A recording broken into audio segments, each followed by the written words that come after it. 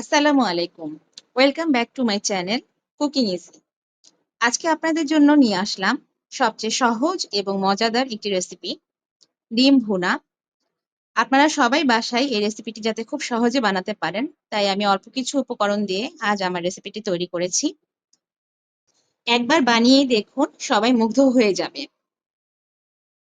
প্রথমেই একটি হাঁড়িতে ৬টি ডিম নিয়েছি, পরিমাণ মতো পানি নিয়েছি। এবার হাঁড়িতে আধা চামচ পরিমাণ লবণ আমি যোগ করেছি। লবণ যোগ করার কারণ হলো যাতে ডিমের খোসাটি খুব ভালোভাবে ছেড়ে আসে। ডিমের খোসাটি খুলে নিলাম। এবার অন্য একটি হাঁড়িতে তেল নিয়ে তাতে ৩টি কাটা পেঁয়াজ এবং ২টি কাঁচা মরিচ আমি তেলে দিয়ে দিলাম। ভেজে নিতে হবে ভালোভাবে। ভেজে নিয়ে আমি এতে যোগ করব একটি একটি করে উপকরণ। প্রথমেই এতে যোগ করলাম আমি ১/২ চামচ পরিমাণ লবণ। এরপর আমি এতে যোগ করে দিলাম ১/২ চামচ পরিমাণ গুঁড়ো মরিচ। দিয়ে দিলাম ১/২ চামচ পরিমাণ হলুদের গুঁড়ো। এরপর এতে যোগ করলাম ১/২ চামচ পরিমাণ জিরা।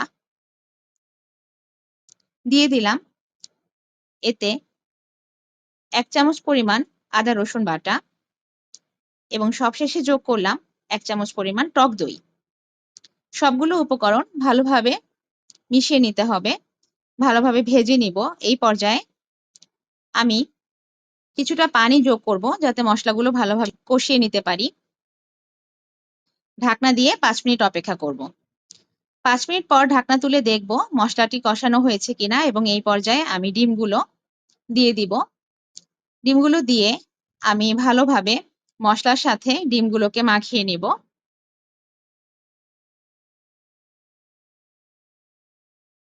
এই পর্যায়ে আমি ১ কাপ পরিমাণ পানি যোগ করেছি যাতে ভালোভাবে ডিমের ভিতরে মশলাগুলো ঢুকতে পারে। এবার ডিমটা ভালোভাবে ভুনা হওয়ার জন্য অপেক্ষা করব।